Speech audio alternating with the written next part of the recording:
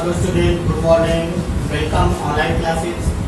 एक बार हम लोग फिर से सोशल साइंस में क्लास 9 के स्टूडेंट ज्योग्राफी पढ़ेंगे और इसमें कल हम लोगों ने चर्चा की थी भारत की स्थिति और विस्तार के बारे में।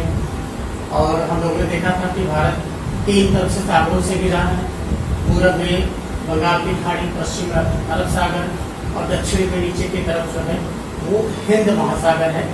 हिंद नाम जो है वो भारत के नाम पर ही पड़ा है। हिंदुस्तान यूनानी के द्वारा दिया गया नाम था, तो हिंद कहा गया इसको, हिंद महासागर। अब हमारा जो आज का टॉपिक है वो ये है कि हिंद महासागर में भारत की केंद्रीय स्थिति से लाभ क्या होता है। कि जैसे भारत की स्थिति है ना, नीचे हिंद महासागर है, तो हिंद महासागर के नीचे होने से, केंद्र में भारत के होने से, हिंद महासागर चूंकि फैला हुआ है, केंद्र में भारत है, तो इससे भारत को क्या लाभ होने वाला है, तो इसके बारे में हम लोग थोड़ा सा चर्चा करेंगे।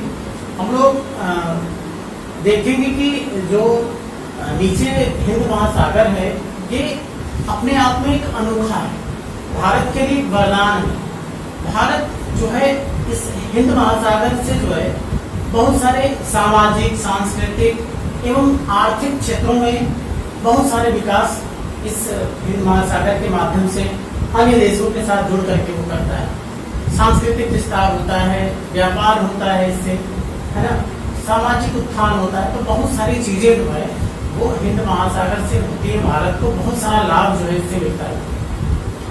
अब हम लोग यहाँ देखेंगे कि जो हिंद महासागर है वो 3 महाद्वीपों को कवर करता है। एशिया, अफ्रीका और ऑस्ट्रेलिया को कवर करता है। तो इसके जो तट हैं वो लगभग 1/4 जो जनसंख्या है वो इसके तटों पे निवास करती है। हिंद महासागर के जो शीर्ष पर स्थित होने से भारत इस जनसंख्या का सीधा व्यापारिक संपर्क स्थापित करता है जनसंख्या से, इन देशों के साथ। तो ये भारत को लाभ है।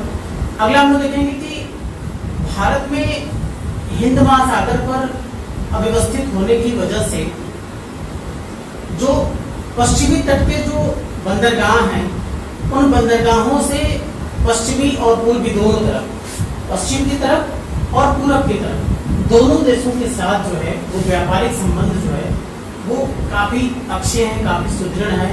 तो इस तरीके से हम देख सकते हैं कि भारत को ये भी एक लाभ है। तो आर्थिक उन्नति के हिसाब से भी देखा जाए तो भारत जो है वो सोने की चिड़िया है। सोने की चिड़िया इसलिए है क्योंकि इसकी केंद्रीय स्थिति होने के कारण प्राचीन काल में चारों ओर से जो पड़ोसी देश थे वो व्यापारिक और सांस्कृतिक संबंध स्थापित करने के लिए भारत से तत्पर रहते थे। आर्थिक उन्नति होती थी। तो हम लोग देखें कि बहुत सारे विदेशी लोग जो भारत समुद्री मार्ग से आए थे, जिसमें वास्को डी गामा का नाम आता है, पुर्तगाली नाविक था, है ना, वो हिंद महासागर से होते हुए और अरब सागर के माध्यम से वो सबसे पहले केरल में प्रवेश किया था और इस तरह से जो है पुर्तगालियों के साथ हमारे व्यापारिक संबंध स्थापित हुए। मसाले का आयात निर्यात वहाँ केरल से होता था। इस तरीके से बहुत सारी चीजें तो है वहां से हम लोग को देखने को मिलता है। आगे हम लोग देखेंगे पूर्व एवं पश्चिम की दिशा में आने वाला किसी भी देश का जलयान ऐसा नहीं होता कि जो भारत के किसी बंदरगाह से न होकर के गुजरता।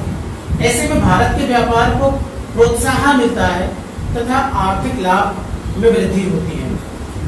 हिंद महासागर में भारत की केंद्रीय स्थिति और स्वेज नहर के बन जाने के कारण भारत के संबंध यूरोपीय देशों से और अधिक प्रगाढ़ हुए हैं। इतना ही नहीं, खाड़ी के देशों से भी भारत के जो है निकटतम संबंध स्थापित हुए हैं। इन संबंधों के कारण भारत अनेक वस्तुओं का आयात निर्यात कम समय में तथा कम व्यय में कर लेता है। तो उपयुक्त विवरण को हम यदि देखें तो हिंद महासागर में भारत की केंद्रीय स्थिति होने से इसे आर्थिक, सांस्कृतिक, सामरिक एवं राजनीतिक सभी दृष्टिकोणों से व्यापक लाभ की प्राप्ति हुई। इस तरीके से आज हम लोगों ने चर्चा किया कि हिंद महासागर में भारत की केंद्रीय स्थिति से इसे क्या क्या लाभ होता है। Okay student.